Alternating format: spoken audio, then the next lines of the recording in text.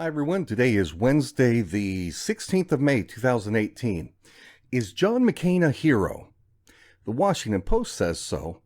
In an article, the Post says that, and this is in today's Washington Post, they say that, yeah, McCain is a hero, but he's not necessarily the greatest politician of our time. So let me comment on that. First of all, John McCain is no hero in any way, shape, or form. As Donald Trump controversially pointed out during the 2016 presidential campaign, calling McCain a hero makes no sense at all. We know that McCain crashed multiple multi-million-dollar Air Force jets during training. Crashed two of them, totally destroyed them, and heavily damaged a third one. That's just during training. And when he did finally make it to Vietnam, he was quickly shot down. They shot him down out of the skies by his own admission for failing to follow proper combat instructions. That's in one of his books. And he also failed to follow the proper procedures for ejecting after he had been hit, which caused him, as he was ejecting, he smashed both arms as he ejected and broke a leg. And that's why John McCain has these stumpy little arms. He looks kind of like an Oompa Loompa with really short arms because they healed back wrong while he was a prisoner there in Vietnam.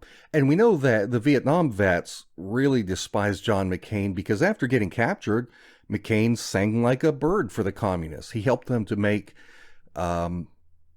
actual anti-American propaganda tapes. And you can hear that online. You can find it on YouTube. I've put it in some past videos. Just talked about how awful the Americans were for what they were doing, and it was very bad. And that's why military vets nicknamed him Songbird Johnny. So anyway, John McCain is no hero.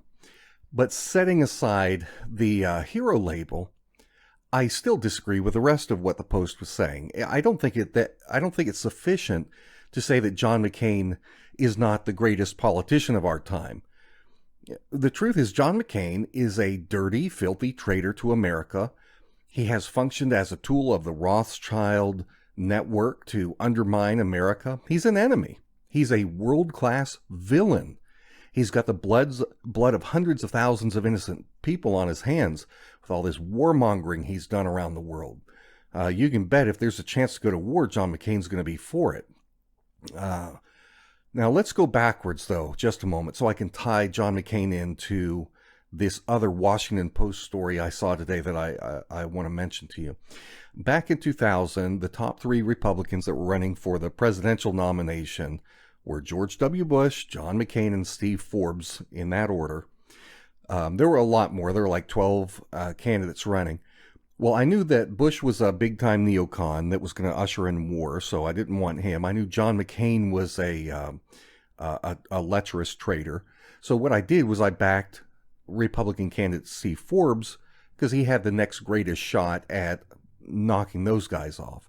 So I worked as the North Carolina state campaign manager for the Forbes for President campaign. And in 2000, I was his personal escort to the Republican presidential debate in South Carolina. I took him in, got him to the stage and all that, waited behind the stage for when he was done so I could take him off. I took him to an Amway meeting where he spoke to all, thousands of people at this big convention after the debate. But anyway, while I was there, before the debate started, I had an incident with John McCain out back in the parking lot that I won't talk about in this video. But I'll just say that I know from personal experience the guy is very, very short dude. And that's also that presidential debate is also the one where I got one of those trademark smirks that George W. Bush used to like to give people because I wouldn't shake his hand, so he gave me this look. But anyway, John McCain didn't win in 2000, so he ran again in 2008 and miraculously got the nomination. Really ticked off Mitt Romney, who thought he was going to get it. 2008, Ron Paul is the guy that I was working for in 2008 as a writer, and then in 2012 again as a writer for the for the Ron Paul campaign. But anyway, McCain wins the party nomination, and his campaign boss, his manager, was a guy named Rick Davis. Davis's partner in crime was a guy named Paul Manafort, and together they owned this big lobbying company called Davis Manafort. It's a lobbying firm that was used. It took advantage of their insider connections that they had with all of these really high-ranking U.S. politicians, and they used these connections to lobby on behalf of. They worked for Russian and Ukrainian oligarchs. That's what they were doing. Manafort was primarily working with one faction of the Russians, and Davis was working with others, including Ukrainian oligarchs, working out these sweet deals. They're traitors. These are scumbags. Well, you may not have heard of McCain's presidential campaign boss, Rick Davis, but I know you guys have probably heard of Donald Trump's campaign boss, Paul Manafort, who was Davis's partner. Because Manafort's the guy that's in the news all the time as part of this big Mueller Russian collusion investigation. So I saw in today's news that the Washington Post has a handful of articles talking about what a bad day today was for Paul Manafort. Special counsel Robert Mueller has brought federal charges against Manafort for money laundering, for making false statements under oath, and for acting as an unregistered foreign agent for Russia. Now, all of those things are completely true. He's guilty of all those things, no question whatsoever.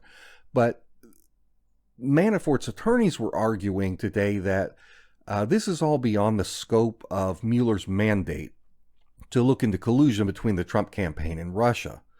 So the judge today said, well, no, actually, Mueller does have that authority, and he can go after Manafort.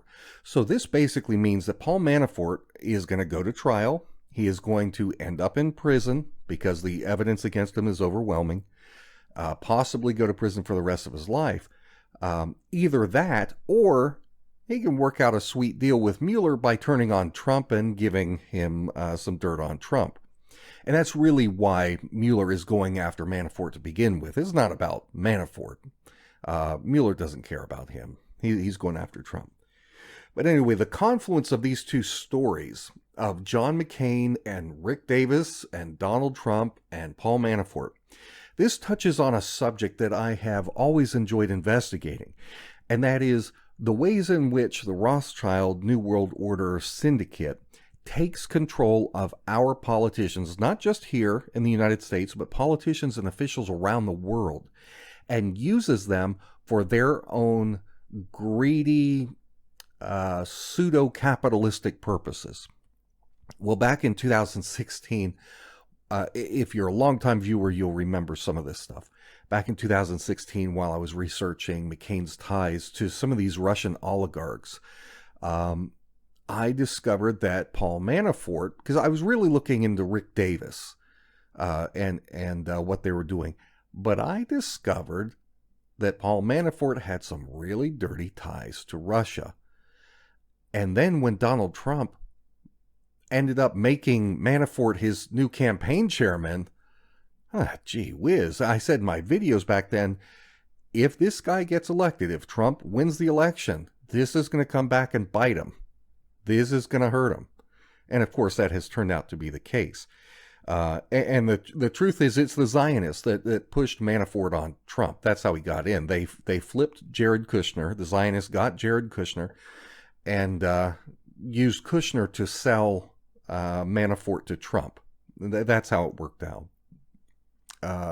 Jared Kushner he's a useful idiot, very wealthy, very well connected, young and naive and ignorant, very easy to manipulate him. Well, I did a little more reporting on this story in 2017, mostly as it related to the Rothschild Soros effort to use men like McCain to help them take control of this tiny little country called Montenegro. So what I'm going to do is I'm going to play one of those videos for you that I did. So this material is a bit dated. It's over a year old, so please disagree. At the end of the video, I make a request to my viewers to contact their congressman about a particular vote. Don't do that. That's back from 2017. The vote came and went, and as expected, the Rothschilds won the vote. But anyway, I still think that you would find a lot of this information of interest. It really shows you how the Rothschild New World Order uses agents like George Soros to get yet other agents like John McCain to do things on a global scale that benefits them and their network. Well, I hope you enjoy it. Thanks for watching. For Blackstone Intelligence, I'm Jake Morphonios. This past week, Arizona Senator and former Republican presidential nominee John McCain went ballistic on the Senate floor, ranting about how Kentucky Senator Rand Paul is a Russian agent doing the bidding of Vladimir Putin. Now, some of you have probably seen the clip, but may not really understand it in its proper context. The reason that John McCain blew up on Rand Paul might surprise you. You see, McCain is trying to help billionaire globalist George Soros with one of his many schemes that he's carrying out on behalf of the Rothschilds. Senator Paul, on the other hand, is trying to stop Soros. George Soros, in case you're not aware, is an agent of Evelyn de Rothschild, who is the head of the black nobility and the leader of the Illuminati. McCain is working for Soros while Paul is opposing Soros. It's really a fascinating story. I'm going to play the video clip and share with you some insider information that you will not hear anywhere else, so stay tuned.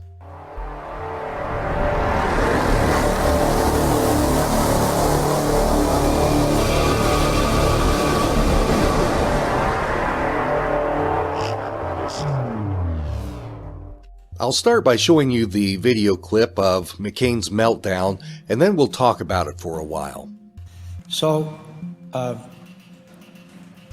President, if there is objection, and I note the senator from Kentucky on the floor, I will say before I read this, if there is objection, you are achieving the objectives of Vladimir Putin.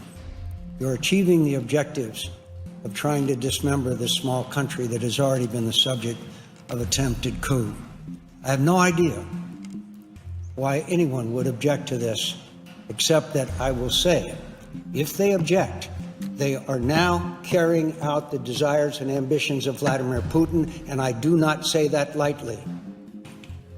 Mr. President? Senator from Kentucky. I object. Objection is heard. Mr. President, I note the senator from Kentucky leaving the floor without justification or any rationale for the action that he has just taken. That is really remarkable.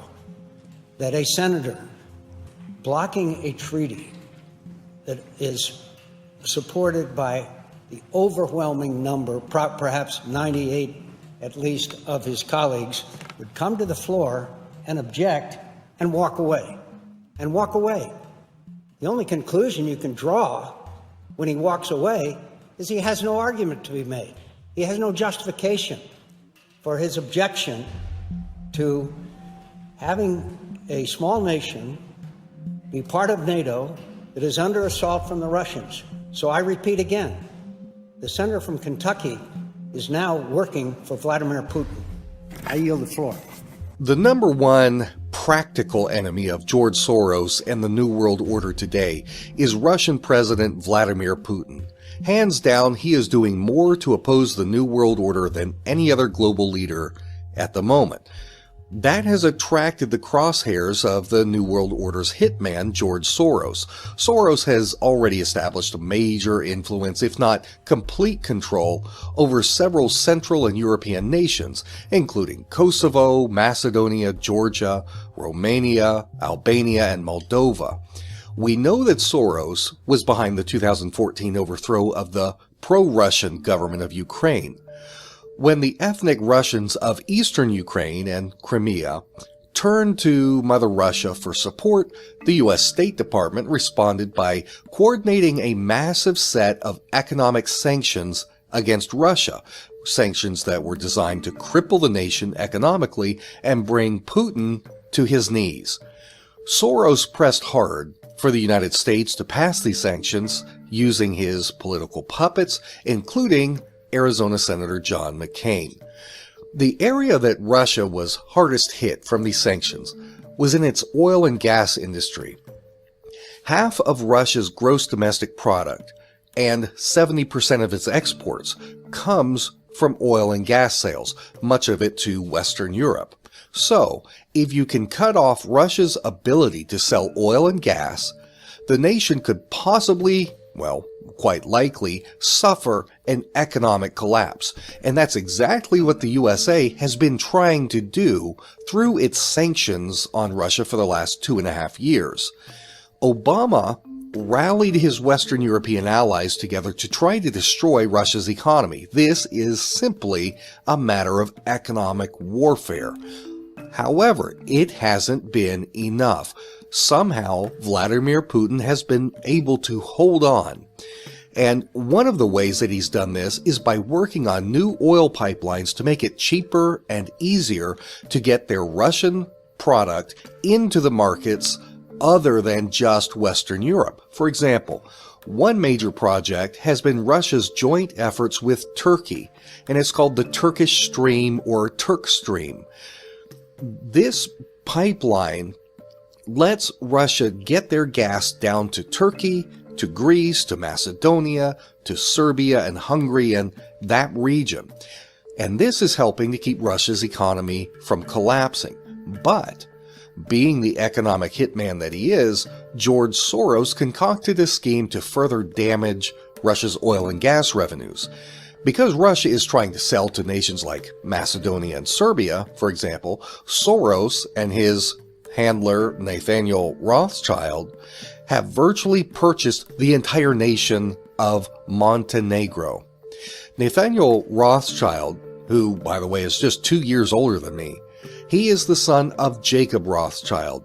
Nathaniel is the co-chairman of Atticus Capital, an international investment firm. He's the director of his father's RIT Capital Partners. He's also the director of the Rothschild Foundation. If you guys want to know who the up-and-coming head of the Rothschild dynasty is going to be when his father dies, Nathaniel is the man to watch. So, this team-up between the ultra-rich and powerful elites, Soros and Rothschild, gave these men virtual control over the politicians in Montenegro. Using these political puppets in Montenegro, Soros worked out sweet deals for oil and gas exploration companies to come in and start drilling in the pristine, untapped waters of the Adriatic Sea, which is off the coast of Montenegro. And of course, it just so happens that Soros himself has massive financial investments in these same oil and gas companies. Now, maybe you've already guessed it, but what Soros is doing is drilling for oil and gas to supply to the neighboring countries that Vladimir Putin has been trying to tap into in order to keep Russia's economy afloat. Soros is trying to undercut Russia in the oil business in that region. Of course, Soros is going to make hundreds of millions of dollars in profits personally, but this also deals a huge blow to Russia and puts them back on track toward potential economic collapse. What may surprise some of you is that a key figure in this plot, parts of which have been in operation for years, is our good friend, Senator John McCain. I had to do some real digging to find some of this stuff, but I've got some very juicy material for you. Finding this kind of material is what makes investigative reporting so much fun for me. Okay, you may remember that back in 2008, the globalists thwarted the will of the Republican voters and they granted the party's presidential nomination to a man that all of us hated, Senator John McCain. Let's be honest, as Republicans, none of us wanted McCain as the nominee, but he is who we were given. Well, McCain was busy at work during that time, but not work for the American people. McCain was working for Russian oligarchs. In this article from October of 2008, here's what the authors write.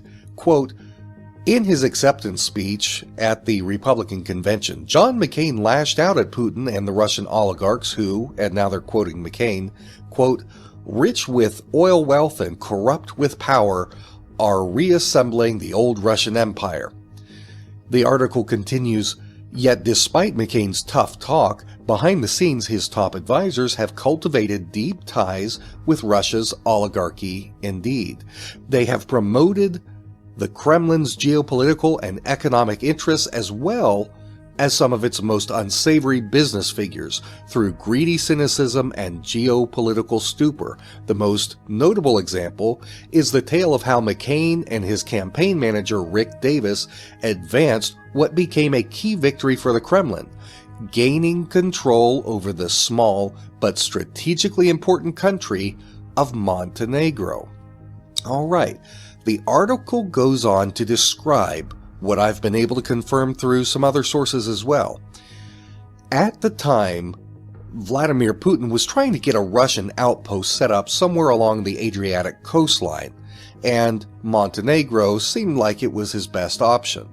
Montenegro, of course, at that time was still part of Serbia, but John McCain came along. He used all of his political influence and his connections to help make that happen.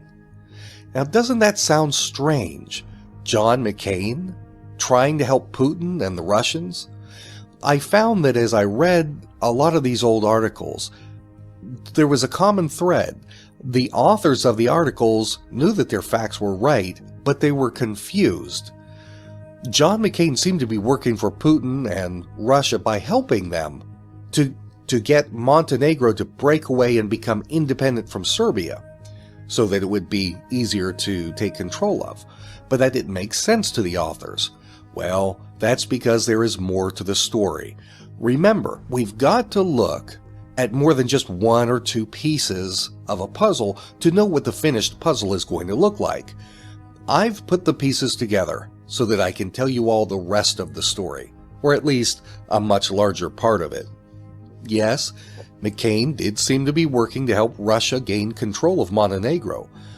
But what Putin didn't realize yet was that McCain's loyalties were not to Putin, they were not to Russia in general.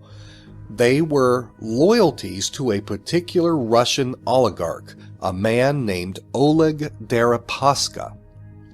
Oleg Deripaska was known by the nickname Putin's oligarch. He was the 9th richest billionaire in the world at the time, super rich man.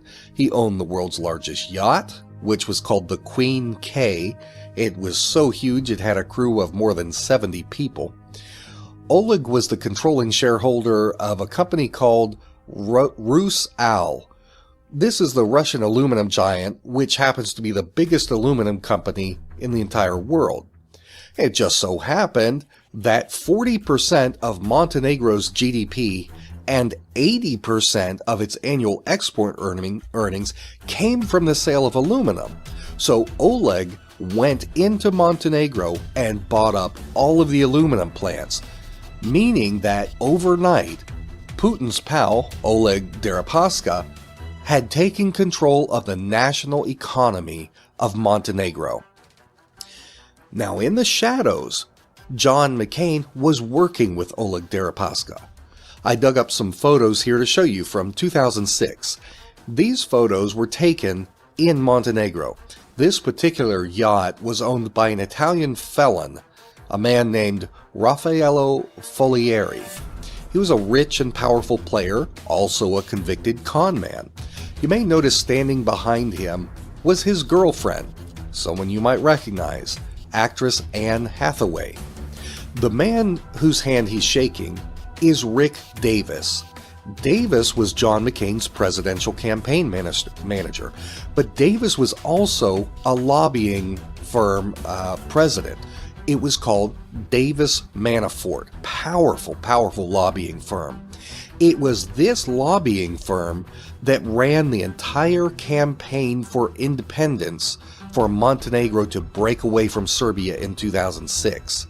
All right, so John McCain's campaign manager was a big-time lobbyist who was getting funding from Russian businessmen to help Montenegro break away so that Montenegro could be taken over. Now, you'll notice in this picture, walking behind Rick Davis, is Senator McCain. McCain and Davis went out on the yacht with Folieri and Anne Hathaway, and that was kind of the cover story. The cover story was that it was just a special occasion to celebrate John McCain's 70th birthday. But that's not true.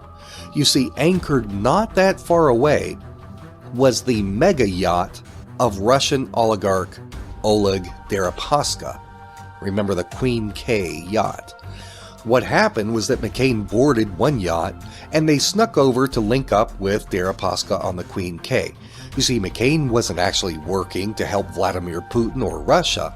He was trying to use Deripaska's wealth and close connections to the Russian government to gain control over Montenegro to turn over to Russia's enemies, to these New World Order globalists, including George Soros and Rothschild. And that is how things eventually played out. If you do some searching, you guys will find out that Vladimir Putin absolutely hates John McCain. That's because McCain is a tool of the globalists who are trying to destroy Russia. Well, the relationship between Putin and Deripaska became bitter. And that bad blood was put on display in 2009 when the worlds of Vladimir Putin and Oleg Deripaska collided in this little town called Pikoyovo in Russia.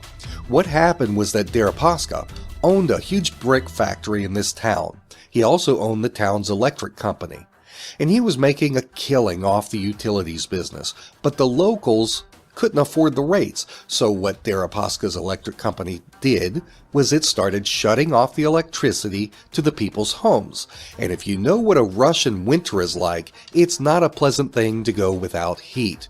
So this really angered the residents. It angered them so much that they went out into the streets to protest. And joining them in this protest were all of the workers from Deripaska's brick factory. They walked off the job. In response, Deripaska's factory managers fired all of the workers, making things even worse.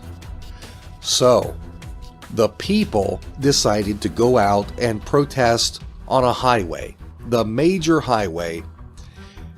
They shut it down by causing a traffic jam that was so huge it extended 400 kilometers all the way to St. Petersburg, and that got the attention of Prime Minister Vladimir Putin. Putin decided to take matters into his own hands. He went to Pikoyovo and summoned together all of the factory workers. He got some of the residents together. He ordered Deripaska himself to appear in this meeting. Putin invited television crews to come in to broadcast this meeting on the news throughout Russia. And in front of the entire country, he verbally whipped the factory owners.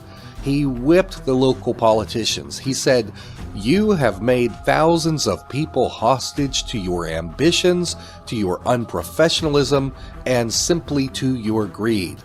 And then, because the factory owners kept saying that they couldn't figure out how to resolve the impasse, Vladimir Putin told the factory owners that he had already brought documentation for them to sign. It was a pledge for the factory managers to rehire all of the laid-off workers and to pay them the missing wages from the time that they had been out of work. And right there on TV, Vladimir Putin sent this paperwork around and had all of the owners and managers sign the documents. Then, when he got the paper back, he asked if everybody had signed the agreement. He looked over the sheet and he saw that Deripaska, the billionaire, had not yet signed it. So in front of everyone and on television, Putin ordered Deripaska to get up, walk around, and sign the document in front of everybody. After Deripaska signed it, Putin noticed that he was walking away with his pen and he spat at him to give his pen back. It was very humiliating for Deripaska.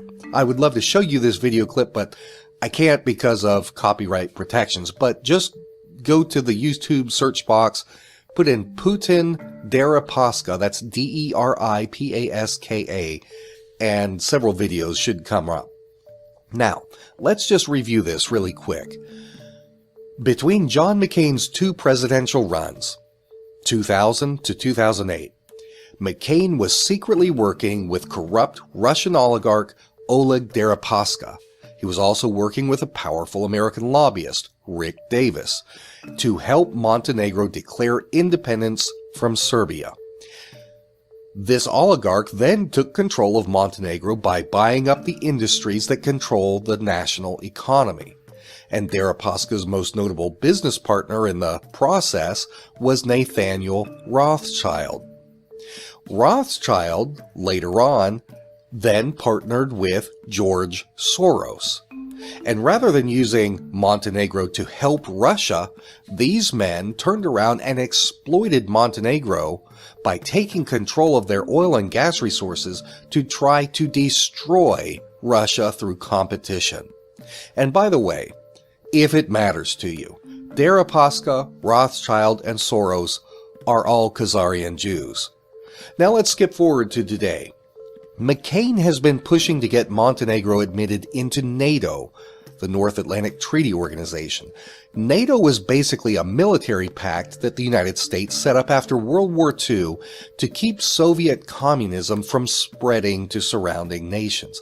The basic deal with NATO is that if the Soviets ever attacked one of the NATO members, then all of the NATO members would band together to fight to repel the Soviets.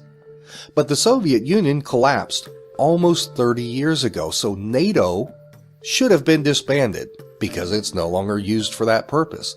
But instead, the United States has dramatically expanded NATO's membership to include all kinds of little countries around Russia, so that today, if Russia gets into a squabble with any one of its neighbors, the United States will initiate World War III to defend that little NATO member. In truth, more than 70% of the military troops that belong to NATO are actually United States military officers and soldiers. Then you've got about 15% that belong to the British, and the remaining 15% is made up of soldiers from the other 26 NATO member nations. So in reality, NATO is just a cover for the United States military to operate around the world under a different name, so that the American people don't get upset at all of the things they're getting involved in. I personally hate NATO as an organization, but John McCain loves it.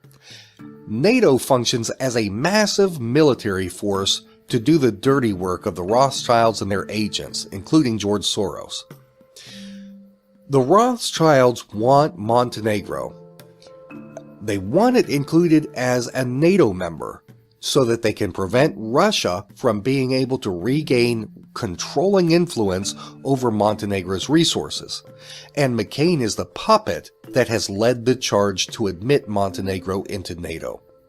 Montenegro has already been approved for membership in NATO. That's already done. But before membership is possible, there has to be the signing of a treaty. And this treaty with Montenegro in the United States first goes to the U.S. Senate Foreign Relations Committee. If that committee unanimously approves the treaty with Montenegro, then Montenegro then ascends to become a member of NATO. But that's not what happened. One man, and only one man, on the Foreign Relations Committee stood up to the Rothschild-Soros plot and said no. And that man was Senator Rand Paul. And because Senator Paul successfully blocked the treaty, he effectively stopped the globalists from being able to add Montenegro to NATO membership. I cannot say how proud I am of Senator Paul. He is literally risking his life to take a stand against the Rothschild network. And that's why McCain, who has been working for the Rothschilds for years now, was so angry at Senator Paul. The fight isn't over, though. It's still, unfortunately, likely that Montenegro is going to be added to NATO. Because what can happen at this point is, if the treaty is taken to the full U.S. Senate, if 2/3 of the senators vote in favor of the treaty, then it will pass and Montenegro joins NATO. I don't think that Rand Paul has enough allies in the Senate who are not already owned or heavily influenced by Soros and the Rothschilds. I don't think he has enough allies to defeat the vote, but we'll see. Well, folks, does that help shed some light on things for you? Can you see why John McCain was so mad and why he was accusing Senator Rand Paul of working for Vladimir Putin? It's a dirty, dirty game that the New World Order is playing. These are greedy, bloodthirsty demons, men who will stop at nothing to get what they want. And considering that their ultimate goal is control of the entire world, this is a battle worth fighting. Let's not leave Senator Paul alone in this fight. I want you guys to take a minute when this video is over to contact your senators and tell them to vote no on admitting Montenegro to NATO. You can write your own letter, or you can just copy and paste the little thing that I'm putting down in the video description. Just take it and copy it right on over. Won't take but a second. I've also put a link down there to a directory that will connect you to your senators. Make sure you write to both your senators, because you got 2 of them. Well, that's going to be it for this episode, folks. Take a stand, take charge, and do your best to stand up for what is right. For the End Times News Report, I'm Jake Morphonios.